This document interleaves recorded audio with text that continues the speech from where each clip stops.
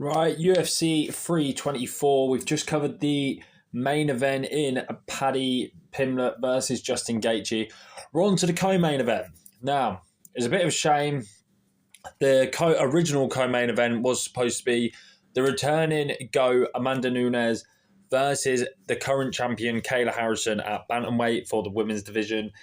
Kayla Harrison suffered a neck injury or something like that, and obviously the fight's been cancelled. It is a shame. Personally, I was really looking forward to that match. I think, it's not me being sexist or anything, but there's not many women's fights you get excited for, But that one was the women's fight. When you think of the mega fights, that's the type of fight you think of. Kayla Harrison, Amanda Nunes, that was the fight. That was really, if anything, that should have been the main event, I will admit. As much as I love Justin Gaethje and Paddy Pimblett, them two should have been main eventing. But listen, it is what it is. So, obviously the women are out.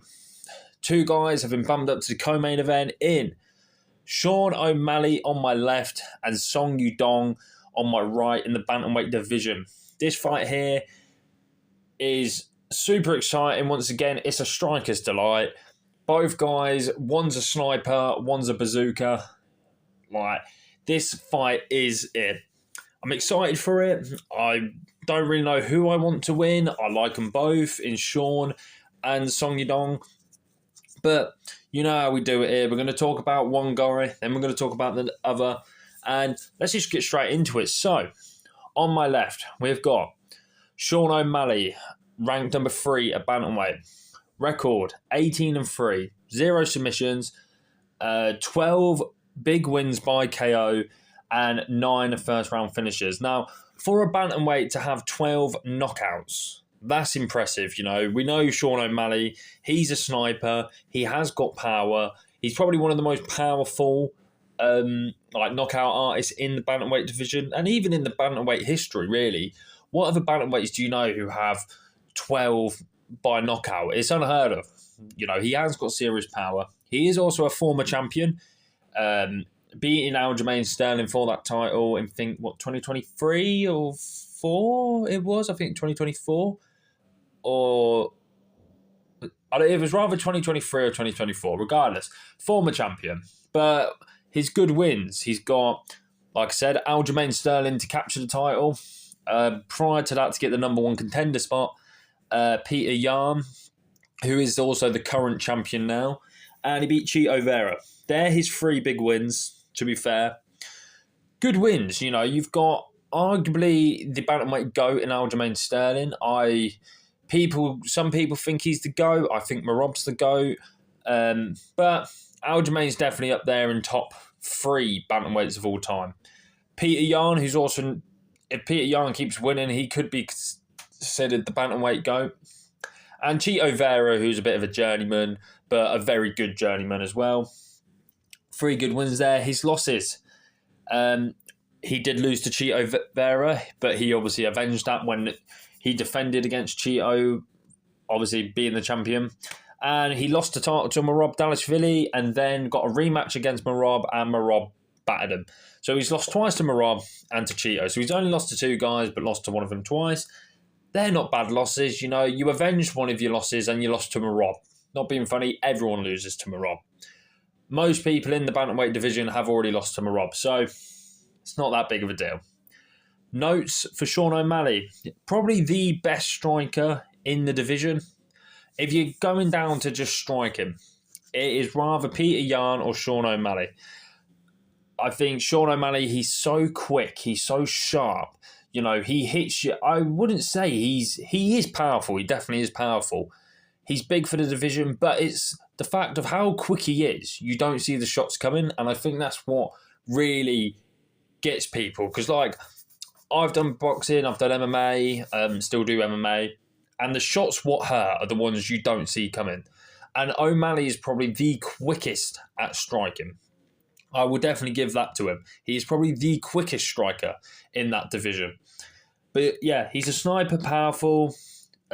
He's got a point to prove in this fight as well. Losing 2 in a row to Merab, he's definitely needing this win to stay relevant. If he loses this, obviously, then he goes to 5. Then it's the whole, you've got to even rebuild more. Because now that Peter Yan's the champion, if Sean O'Malley beats Song Yadong, who's ranked number 5, I could see O'Malley getting another title shot. It's what the UFC do. They give their big superstars okay, they've lost, win one, we'll give them back a title shot. It's happened with Dustin Poirier. It's happened with Justin Gaethje. You know, it's happened with people like that. Cyril Gane's another one, where your top popular guys will lose to the champion, they'll get a win, and then they'll fight straight for the back to the title. And with Peter Yan v O'Malley 1 being so close, really, Peter Yan should have won, or however you want to say it, Peter Yan. I think that's an obvious matchup for the UFC. So, like I said, he's got a point to prove, and his kickboxing as well is really good. Because how quick his hands are, and then people are blocking. The time he's thrown the 1-2, that kick is already hitting your body. You know, he's rapid. He is absolutely rapid. But 31 years of age, still pretty young. He's still got quite a few years in the sport. He's from the United States. So that's Sean O'Malley Fiat on the left. Going on to Song Yadong, ranked number 5 in bantamweight. Record 22-8 and 1 draw. He's got 3 submissions, 9 KOs, and 7 first-round finishes. Like, Song Yadong's all-rounded, isn't he? You're here by the 9 KOs, 3 submissions, and both guys with a lot of first-round finishes. Song Yadong's good wins. He's also got Chito Vera on there. Marlon Moraes, where Marlon Moraes was on a bit of a come-down. You know, he was on a bit of the decline. But it was a beautiful knockout. He slips, I think it was a backhand, comes up with an uppercut and just absolutely starches Marlon Moraes. It's a great knockout. Watch it if you haven't. Ricky Simone, and he's beaten also another former champion in Henry Cejudo. That was his last fight. That was a bit of a weird one, but Song Yadong was winning it regardless. He would have ended up winning.